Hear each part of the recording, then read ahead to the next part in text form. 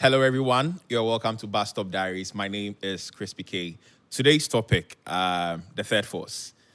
Before we delve into the topic, I just wanted you to know that you can get this podcast on different streaming platforms. My Joe Online, most importantly, on YouTube, on Spotify, Apple Podcasts, on TuneIn, Google Podcasts, Stitcher, every single place that you get your podcast from, you will find this there. And make sure to drop your comments, like, subscribe, and you'll be the first to get this whenever it drops. Today, I'm here with two amazing gentlemen. On my left is Elisha Pamford. How are you? I'm fine, Chris. I hope you're for Oh, the Elisha. Elisha. You become a Okay.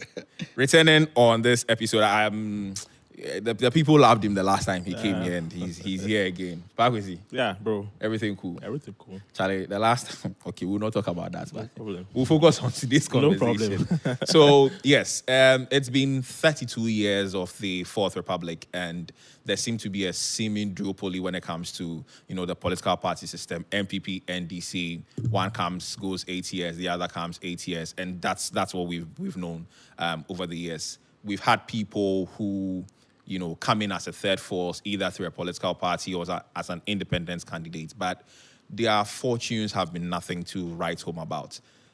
Election 2024 is almost around the corner, and we want to know, are we ready for that ultimate third force? Or, it's just going to be the same old thing that we've known and, break the eight, or it's the same once more. Pakwesi, Yeah. do you think the third force is something that we are ready for, or we shouldn't talk about it? Anytime I hear about conversations about the third force, it makes me laugh because I think that the people who normally hold that perspective or share that impression do not understand, if you like, the fine dynamics of politics, and I'm going to explain why. Politics is constituted by people. It is human beings who come together to form a particular group, and they brand that group a political party. So NDC has human beings in there. NPP also has breathing souls in there. Yeah. Basically, it's human beings who form political parties. Yeah. Now, when you are calling for a third force, what effectively are you asking? You are asking for another political outfit. Yeah. This is the relevant question. The people who would constitute that other political outfit, where are they going to come from? Are they going to come from a jurisdiction outside Ghana, such that they'll have maybe new perspectives or a different approach to life? The answer is no. Those same people will be coming from the same Ghanaian system. And the same Ghanaian system is where, if you like, the corruption or the stained mindset and, if you like, the poor perspectives are. Okay, so if I were to put everything in a scenario, think of it this way, that you have a big basin, okay, and then you have two buckets, and then those two buckets are full. And those two buckets, their content is from the original basin. Mm-hmm. You are now saying that let us come and put a third bucket down and fetch water to fill it. Meanwhile, the water we're going to fetch to fill that third bucket is coming from the main basin that has already filled the first two buckets. Yeah. How are these three buckets of water going to be different in any way? They would not, because it's the same people, it's the same ideology. So when I hear the conversation about third forces, I always ask, okay, is it that we're going to have some Spaniards or some Dutch or some, expatriates, people with a different orientation coming to form a political party? The answer is no. So if it is the same Ghanaians who actually enabled the supposedly corrupt NDC and MPP in the very first place, if they're the same people who are enabling them, saying that they want a third force, I mean, it's much ado about nothing, because basically same people, same ideologies, and same thoughts. Okay, Pamford. Pagusi has said a lot. He has mentioned a lot. And he's saying it's not possible. I don't agree with him, because it is possible. And me saying it is possible, I'm not talking for the other parties claiming it is possible. They themselves, they know it is possible a third force can come into power. Okay. That's why they are trying all means to take them off. Okay. And he gave a scenario with a bucket and water. Let me also give him a scenario. I'm a prey in the forest, and I'm being hunted by you, Pakwesi. If I'm running from you, I'm not running to fall into a trap that I fled from in the first place. I'm running for freedom. So I'll not run from MPP and NDC, then I'll go back to MPP. No, I'm running for freedom. So you should know, we the youth here, Charlie, the country will too. We are not here to come and vote. Gone are the days where our fathers and our mothers, they vote for MPP because, our family is MPP, our family is NDC. We are talking about reality. We are not talking about book language here. So, Purpose, you should know this is not a diplomatic talk that you are coming to say, looking at politics or from the perspective of politics, if you understand politics. Bro, it's reality we are talking about. Well, if it is reality since we are it's talking about. since it's about reality. No, Purpose, when you were talking, I didn't come. No, I just want to react quickly to land. the analogy is 40. If we don't deal with the 40 analogy, we will not progress. From what he's saying, man, Elisha is saying, you know what Elisha is saying? The point he's making is that... what he's saying perfectly. What he's saying is, we are branching away. You know, usually there was this thing about, okay, MPP has 5 million votes assured. Yeah. NDC has 5 million votes assured. And from the analogy you gave, the Ghanaians are being, whoever is going to, make up the third force is still coming from that same basis. Absolutely. Of Ghanaians, yeah, absolutely. right? But he's coming from the perspective where we are moving away from the system where I no longer want to belong in the basis. Who are the human beings moving away? Are they foreigners? No, are they not the same Ghanaians? Now I want to. You see, ideological. If look, no disrespect, but if like you not get sense, all right, you not get sense where you dey, maybe university insider. If you come streets, it be the same thing. Sure. If you are not sensible, your environment does not matter. The problem is about the thinking and then the mental wiring of the people. I want to touch on this analogy briefly. Now, Chris, look at how porous that analogy is. That if a wicked hunter is chasing you and you are running away from the torture and you are looking for freedom, you won't go back. But you see, in this situation, the forest that you are in, that you are running for and seeking freedom, is a forest that is dominated by wicked hunters. So if you are moving away from one, eventually, so long as it's within the borders of the same forest, where are you going really? Analogy so we get better. It's a forest filled with hunters. I'm not running wicked hunters. I'm not running to a hunter, but I'm running for freedom. So there's no way if I see within the borders of the same forest of the same forest. So where are you going to? Let's take it to the sea. You want us to? Have you left the forest now? I want you to stick to stick to your forest. Stick to the forest. Stick to because it's a porous analogy, and I'm proving it to you in the sense that at the end of the day, it's a forest. No, stand off. If I'm still in the forest, there is no way if I want freedom, I'm going to land in the hand of a wicked hunter, knowing he's a wicked hunter. I'll still run. The point is, everybody in the forest is a wicked hunter. You said every sensible person.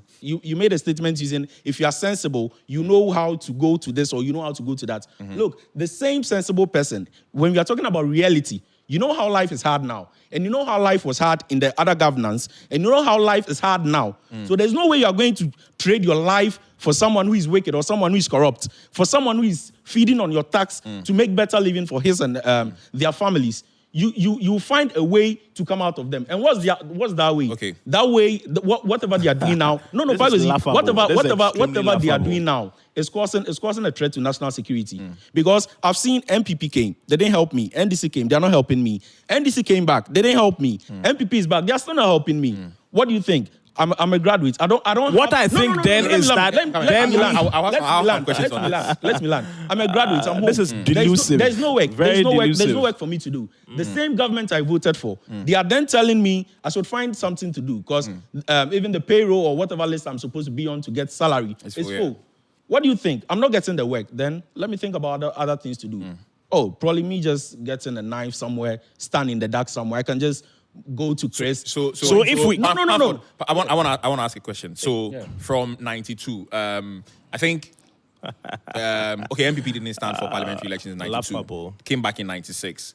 Getting towards the 2000 elections, we saw Reku Brobe break away from the MPP, Gusitano break away from the NEC, right? It didn't work. We've had political parties. Actually, I think I was watching Evans on PM Express the other day, and PNC, right? He's the only one who's actually had a good fortune when it comes to the third force. All other political parties or independent candidates they've performed very, very poorly when it comes to the elections. Now, we keep screaming and saying the MPP is not helping us, the NDC is not helping us.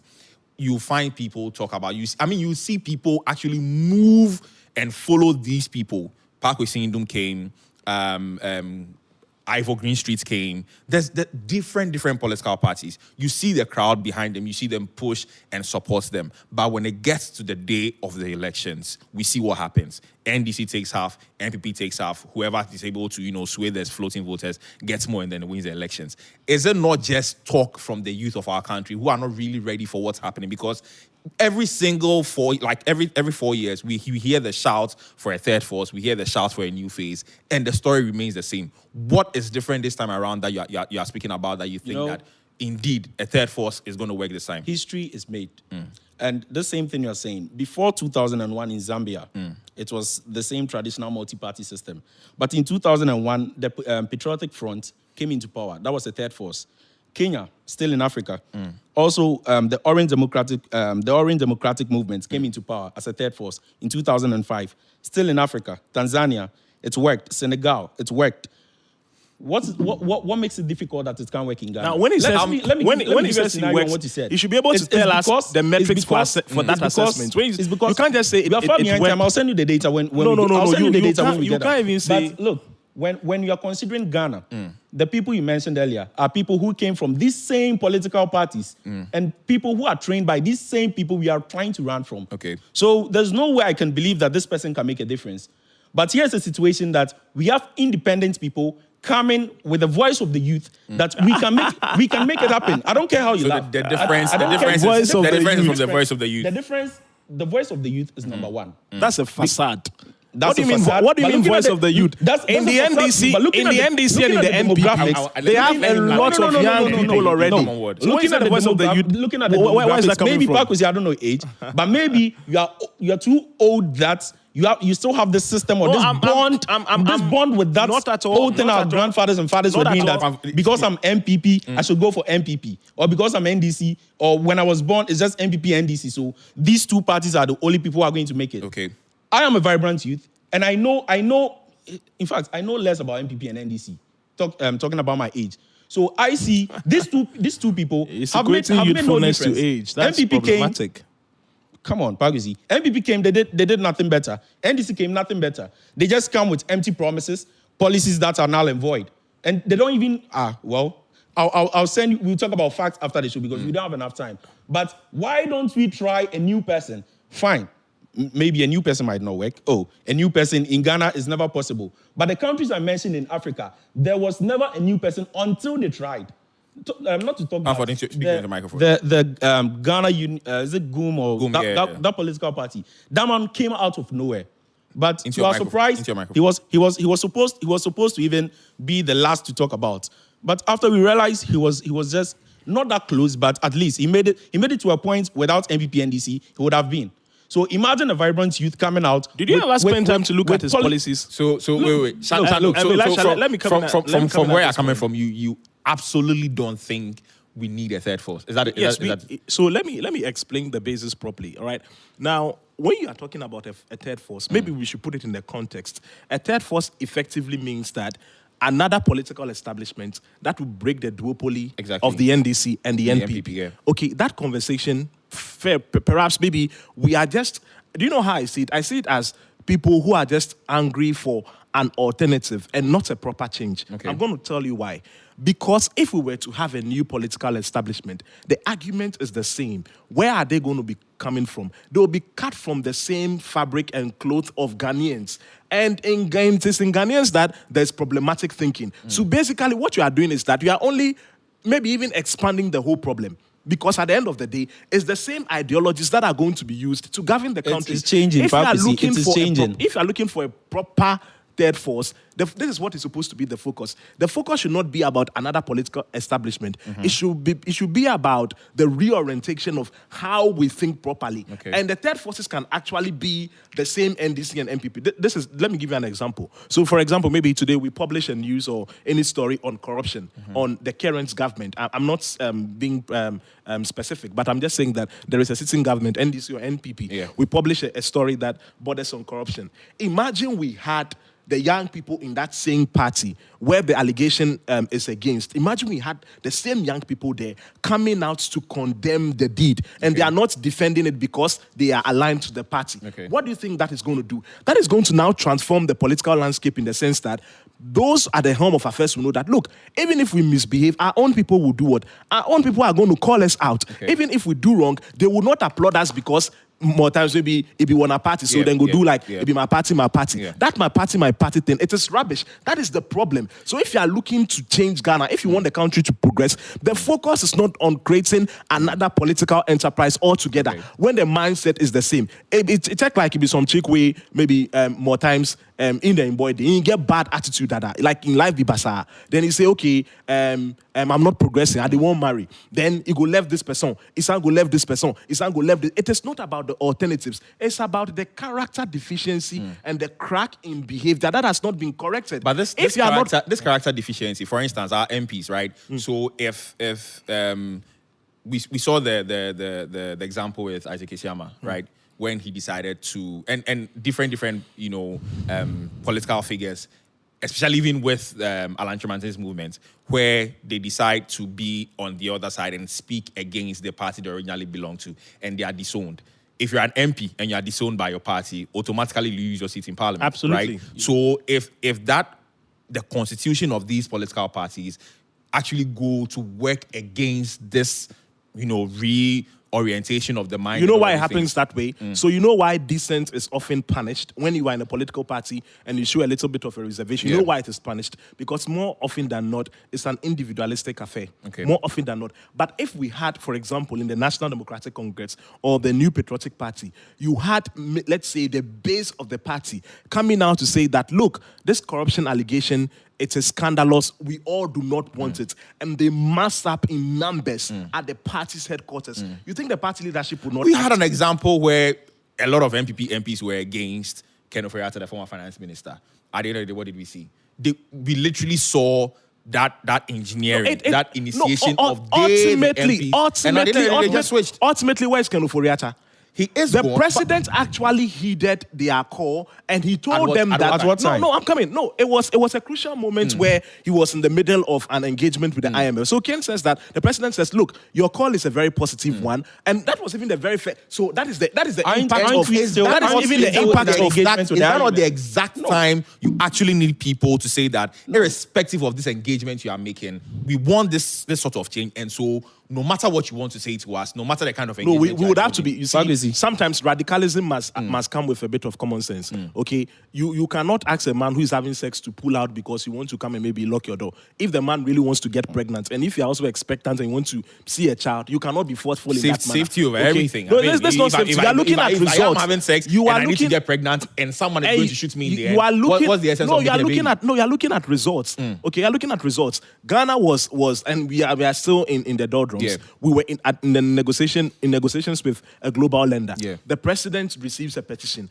Do you know the president could have said, well, I'm not going to listen to you? He actually admitted and said, look, these are very valid concerns, but where we are now, you should hold on. The big question and relevant issue we should be discussing is that, is Ken Ofori-Atta still the man at the helm? He should have left Ken to finish with the IMF then. Is he still the man at the helm of affairs? No, he's still not the man at the helm of affairs. Okay. So we can agree that, well, it produced some results. If there is mass action, rather than, let's say, individualistic efforts, that is when we see the necessary change. So let me even bring in this issue. For example, the Cecilia Dapakis. Make we talk, say, right, the all MPP people then did the country go Akufo-Addo in there. Flagstaff House. This is not NDC led or civil society. Them all go talk, say, Charlie, Akufo-Addo, we want the matter to be. How do you think the president would react in that manner? That is why we don't need. Still in position. That is why we consultant, and I'm reliably informed that he's still. That's an allegation. We have a new finance minister. The call was that he should not be a finance minister. The question is he the finance minister? No. So the call has been answered. We didn't say he should be. Is he not involved? Was the call to the effect that he should be away from government business, or he should recuse himself as finance minister? No, not just not be a finance. No, but the call was specifically about he not being a finance minister. That would be. It's like a headline and supporting sentences. But to his point of re-engineering our minds as youth, right? We keep calling for a third force. We keep doing this. What is the youth currently doing to show that indeed that if we are bringing someone new or if we want someone new, it's not going, like he said, it's not going to be from the same basin with the same ideology and the same mindset, and we are just going to repeat what the MPP and the NDC have been doing? So, like I said, Pakwesi sits in there himself. He's an angry youth. He's just not speaking the truth because I don't know why he's not, but I'm sure he has a reason why he's not speaking. What if he feels like he's alone? I mean, if he speaks, he's just a loner. He won't go anywhere. Chris, do you know the common denominator between the two of us? Do you know what binds the two? Is that we both want change, but this approach is defective. We want change, and change must start from the mind. My approach is that I'm facing reality, and you are facing. I don't know if what am I facing? No. What you are facing is something you think that's a procedure, and that's what is supposed to be done. But that's not what we are looking at now. We are supposed to face the reality. Then your third force people, where then go come from? Ghana. They are coming from Ghana. Yeah. Exactly. And the bulk of the populace's thinking is corrupt. That's the point. From Ghana. That's the point. No, they coming from Ghana doesn't necessarily mean because the old parties or the two parties we are talking about here are corrupt or were corrupt, the youth coming or the new party coming is also going to be corrupt. That's your mindset. That's why you think there's not going to be a change. So you're confident telling us that. And I admit, see, I don't know if I should call them automobile parties. One is talking about an economy with a speedometer sign. Another man is calling for a steer to be given to him to drive. See, we are tired. Thanks to technology, now we have auto drive cars. We are tired. If they like, they shouldn't even drive any car. We'll drive ourselves. Then the person where is the dead force, he's also talking about taking the seat to the Ashanti region. No, I'm coming. That's not the subject of the conversation. I'll tell you.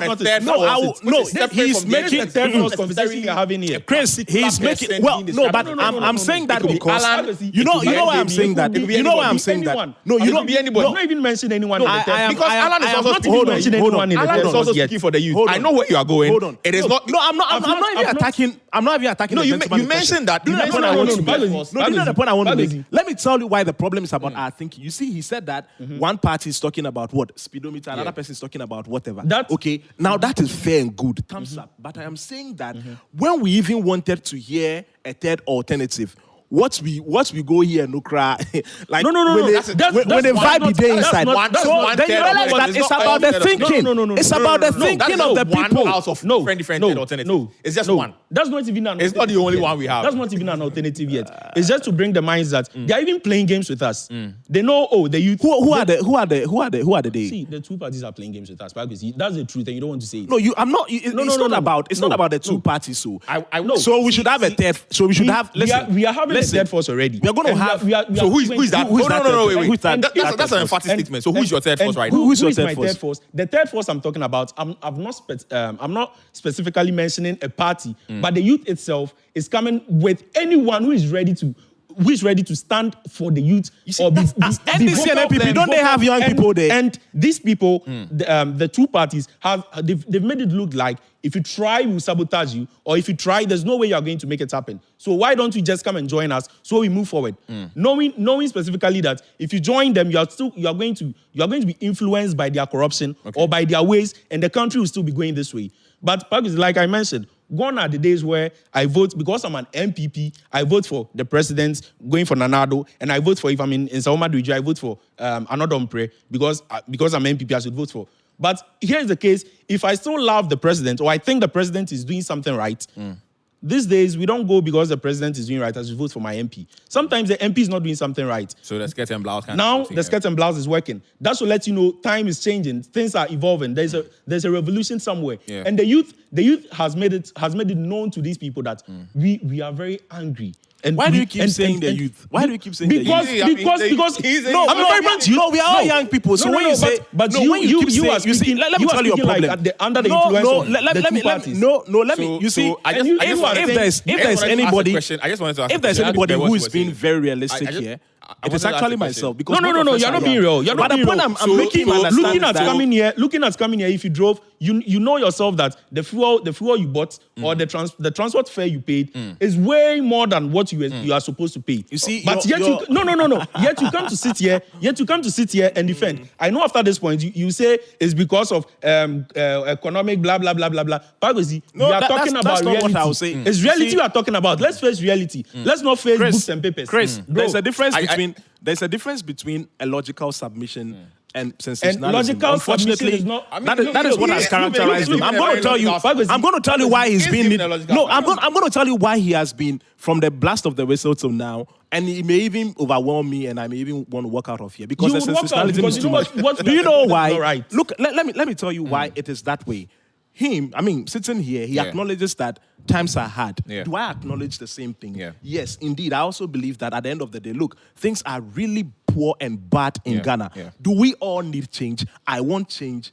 As he's even sitting here, he's sweating. He also needs change. I need change. All Charlie, of us are looking for change. I'm sweating under AC. But the I'm point sweating I am under making, AC. you see, the point I am making is that in as much as all of us want change, what I don't want is a third burden. If you are creating a new political party and it is being cut out of the same crop of Ghanaians who have enabled the NDC Then and Pakis the go to NPP, US and bring the people here to come and govern the and country. there has not been a change of mind. Do you know what I would prefer? I would rather prefer to say that, look, then let us stick to the demons that we have than to create a third establishment, which effectively is not new. No, but I want do to you ask you a agree? Do you question. I want agree to with ask both? you a No, question. answer mine first. Do you agree conclusively that the two of us are yearning for change? We do. We do. But then you see, if you want change, change first of all and take this home. It starts from the mind. So you have to Shannon, re-engineer your the question is, the question so is, because you have to re-engineer your thinking, no, I have a question. you cannot say we should form a third force merely because we should. Just a minute. You know what? Shannon. Let me tell you what Ghanaians are looking for. We go to up one day, you know. Charlie, right now NDC, the MPP not day. These people don't. Let me tell you, if it is the same young people who we all know, if you are not careful, the country will even be worse off. So it must start from the mental reorientation. So Sandro, right now, That's all. what would you suggest? We put in place to get that mind to reorient. That change of Chris, idea. this is a very brilliant question. Let's hear him. This is a very brilliant question, and I applaud you for that. We are wrapping up with this. Yeah. If we are looking for a proper intervention, do you know what I would advocate? And I hope nobody comes to pick me at home, but I would even say that this democracy we are practicing, okay, let's disband it. Okay. Let's all come together. Monarchy? Because perhaps, you know why? Because it's all about the mindset. If we say that today we don't want NDC again, we don't want NPP again, we just want, let's say that we are vesting all the powers of the state into, let's say, Chris, for example, and all of us are having a national agenda as Ghanaians. We are saying that, look, from today, we don't want to see corruption again, like in places like China, where because of their communistic perspectives, look, if you even steal or you are corrupt, they'll deal with you. Let's all come that way. But here in Ghana, if somebody is even corrupt, and we have, look, there is a smoking gun, incontrovertible evidence to the fact that this person is corrupt. Do you know how Ghanaians will approach the issue? Oh, he's corrupt. Okay. He's from which party? NDC. Okay, MPP. Now, MPP for crowd, when they were in power, didn't they do that? The equalization will come in. If we had a third force, and that third force were in governance, and a person in the third force, okay, were to be corrupt, you know what is going to happen? We'll go back. They'll say that, you NDC and MPP, when you came, you did the same thing, right? This stuff, they won't hate on the third force people. So don't you get the sense that it is the thinking? So we have to correct the thinking first. Okay. Don't create a new political party cut out of the same corrupt breed of Ghanaians, because then it will be the same game. So in conclusion, this is the recommendation. Let's all come to the table and say that, look, Ghana, we are broken. Our economy is in doldrums. We are not doing well. But from today, all of us are going to have a renewed thinking. As a man thinketh in his heart, so is he. He is Elijah or what? Is he Elisha? If he's a man of God, you should go and read what the Bible says in Romans chapter 12, verse 2. It says that do not be conformed to the things of this world, but be ye transformed. How? By the renewal of your mind. If he's Elisha and he's not thinking that way, then even his name he has to. So what are you suggesting finally? Is it a communist party, autocracy, monarchy? What are you suggesting? I'll go for communism. I'll go for communism. All right. Yes. See, that's all. I want to ask you, even dealing with democracy alone, bringing in a third force, you think is not possible. How can you change it now? And how do you expect Ghana? I don't want you to ask him. Just make your conclusion, because you're wrapping up. My conclusion is simple. We are tired of this MPP NDC. Okay. We need a third force, and the third force is possible. And his argument that it can never happen is, I should call it a fallacy even. You rather not making a point because you think I have not said it cannot happen. No, it can always happen. But it's about the people involved. Bro, we tire. Nobody has said. Maybe you're okay. Nobody has said that. But we are not okay, and we know what we will go through again if these two parties come back. We are saying if we renew our mindset, the person who will rule can be coming from this MPP and NDC, bro. I'm telling you for a fact. There is no way these two parties can make it well again. Unless a new party come out. And should it be monarchy, autocracy? But don't we even have new parties already? No. Chris, don't we even have new parties already? Where are they? We have new parties already. Right. But programming the agenda to make it happen is what we are looking for. What does that involve? Thank you very much, my guest.